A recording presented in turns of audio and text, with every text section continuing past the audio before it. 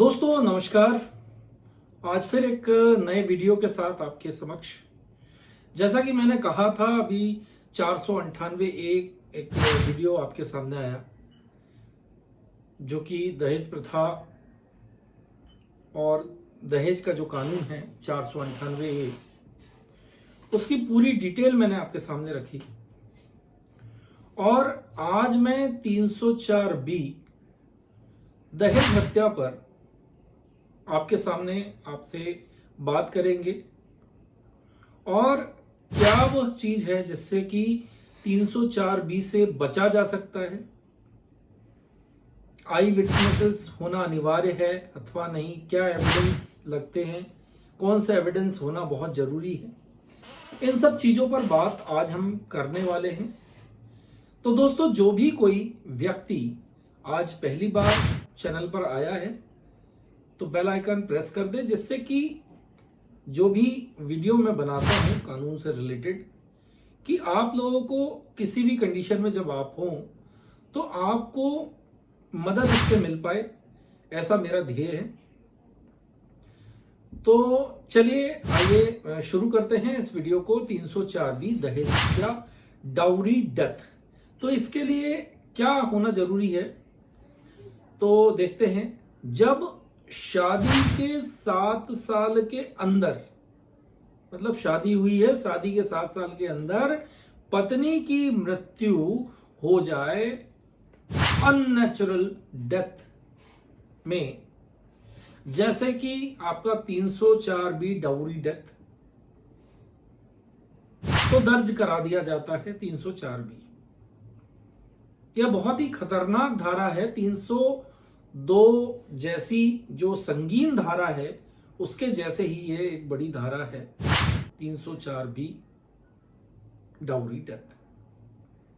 तो इसके जो स्पेशल इंग्रेडिएंट्स हैं, क्या होना जरूरी है, फैक्ट्स के बारे में भी बात करेंगे और किस वजह से व्यक्ति निकल जाता है, इन केसों से बच जाता है, वह भी बात करेंगे। तो सबसे पहले देख लेते हैं कि जो स्पेशल इंग्रेडिएंट्स है इसमें क्या जरूरी है। तो सून बिफोर डेथ क्या देखा गया है, डेथ के ठीक पहले एविडेंस जो भी रखे गए हैं तो ये आने जरूरी है जिसमें कि दहेज की मांग की गई हो। अब फैक्ट्स क्या कहते हैं, एग्जाम्पल से समझते हैं कि कोई लड़की अपने ससुराल में जहर खा के मर गई, बिजली के करंट से मर गई, पेट्रोल या डीजल या फिर किसी भी अन्य तरीके के कोई तेल या फिर किसी अप्लायंसेस के फटने से, इस तरह की जो अकस्मात मृत्यु हो जाती है जो नेचुरल नहीं होती है, तो इस तरह की जो भी मृत्यु हुई है उसके बाद कई बार देखा गया है कि जो लड़की के परिवार वाले होते हैं, या तो लड़की की छोटी छोटी बातें जब घर पर पहुंचती है वह चीज, और कई चीजें दिमाग में होती है लड़की के परिवार वाले के, कि हो सकता है कि यह जो एक्सीडेंट ना हो, ये कोई डेथ जो है ये ससुराल वालों ने ही की हो, इसको मार दिया हो और इस तरह से दिखा रहे हो। तो यह सब चीजें क्या होती है कि इस तरह से बना के बता दिया जाता है। तो किंतु लड़की के से दहेज की मांग करने वाले, जैसे ही लड़की की डेथ, इनमें से जो मैंने अभी कारण बताए, अगर किसी भी कारण से ऐसी डेथ हो जाती है जो कि नेचुरल नहीं है तो लड़की के घर वाले कंप्लेन लिखवा देते हैं। उसमें यह कहा जाता है कि डेथ के कुछ समय पहले से ही हमें दबाव बनाया जा रहा था, दहेज के लिए मांग की जा रही थी, बार बार उसे बोला जा रहा था। कोई भी चीज ले सकते हैं, चाहे आप प्लॉट की बात करें, फ्लैट की बात करें या गाड़ी की बात करें, इस तरह की कोई भी चीज की मांग की गई है और शारीरिक और मानसिक तौर पर उस लड़की को परेशान किया जा रहा था डेथ के ठीक पहले। तो उस पर मांग पूरी न करने पे, परिवार वाले की मांग परिवार वालों ने यह आरोप लगाया कि वह मांग पूरी नहीं की गई, तो इस कारण से उसकी डेथ हुई है, उसको मार दिया गया है। साधन चाहे जो भी हो, जिस तरह से मैंने बताया आपको कि किस किस तरीके से कैसे किया जाता है। तो 304 बी, 498 आईपीसी और 3/4 डीपी मतलब डाउरी प्रोहिबिशन एक्ट भी इसमें लगता है। एफआईआर होगी। अब जैसे ही एफआईआर हुई, इन्वेस्टिगेशन हुआ, चार्जशीट बनी, चार्जशीट के बाद मुकदमा ट्रायल में आया और ट्रायल कोर्ट ने इसमें सारे एविडेंसेस चार्जशीट को देखा और कन्विक्शन हो गया, गिल्टी होल्ड कर दी गई और सजा दे दी गई। अब जिनको सजा दी, जैसे मान लीजिए परिवार में 1 या 2 या 3 सदस्य जो भी हो सकते, उनको आपने सजा दे दी, ट्रायल कोर्ट ने सजा दे दी, वे हाई कोर्ट गए। अब हाई कोर्ट में भी कई बार मामला सुलझ जाता है और कई बार जो ट्रायल कोर्ट ने किया है ज्यादा कुछ ना देखते हुए उसी तरह से उसका रिजल्ट जो है उसी तरह से लगभग सिमिलर आता है। तो हाई कोर्ट में भी देखा गया, उसमें उसकी जो केस समरी थी और जो डायरी थी, एविडेंसेस थे, उनको देखा गया और उसको भी कंफर्म कर दिया गया कि जो ट्रायल कोर्ट ने किया वो सही किया और वो सजा को बरकरार रखी गई।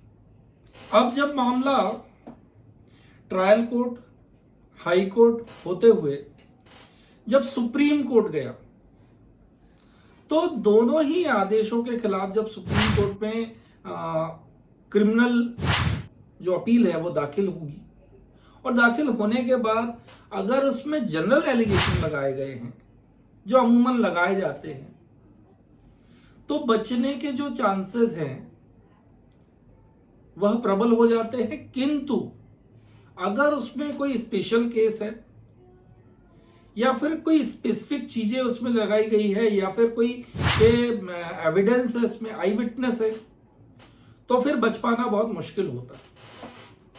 अब मैं आपको बता दूं कि 304 बी के जो इंग्रेडिएंट्स हैं, मतलब इसको लगने के लिए और इसमें जब कन्विक्शन होता है तो क्या क्या चीजें होना अनिवार्य है, इसके जो मूल इंग्रेडिएंट्स हैं वो क्या होने चाहिए।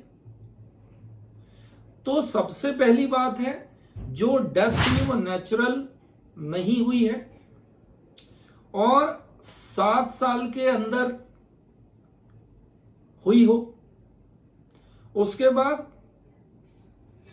सून बिफोर डेथ, मतलब कि दहेज की मांग की गई हो डेथ से पहले पहले या डेथ के सराउंडिंग जो समय है रहा है उसके बीच में दहेज की मांग की गई हो, आर्थिक मानसिक तौर पे उसको परेशान किया गया हो, शारीरिक तौर पे उसको परेशान किया गया हो।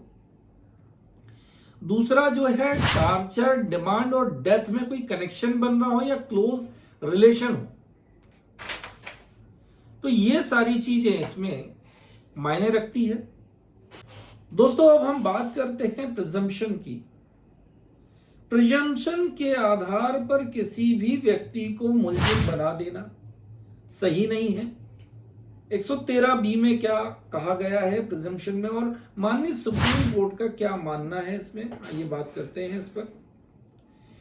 जब तक कि प्रोसिक्यूशन अपने रीजनेबल डाउट जो हो उसको प्रूव न कर दे, तब तक कन्विक्शन नहीं होना चाहिए या ऐसा कन्विक्शन सही नहीं है, यह गलत प्रक्रिया है। मतलब कि कन्विक्शन हो रहा है तो एक सॉलिड प्रूफ होना चाहिए या आई विटनेस हो, ऐसी बड़ी धाराओं में इसकी निग्लिजेंस नहीं होना चाहिए, ऐसा माननीय सुप्रीम कोर्ट ने कहा। Only presumption is not sufficient for conviction. कुछ एक्यूटल जजमेंट है जो मैं आपके सामने रखूंगा, जो कि माननीय सुप्रीम कोर्ट ने इसमें लिया है और इसको बताया है। तो Munshi versus state of Uttar Pradesh criminal appeal number 911 of 2023 का ये एक्यूटल जजमेंट है माननीय सुप्रीम कोर्ट का, इसको देख लीजिएगा।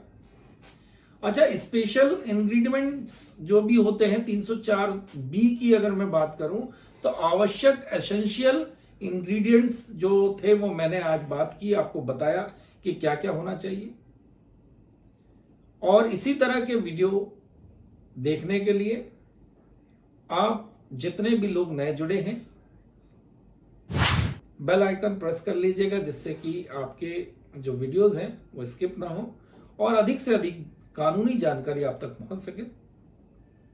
अगले वीडियो तक आप अपना ध्यान रखिए। नमस्कार, जय हिंद।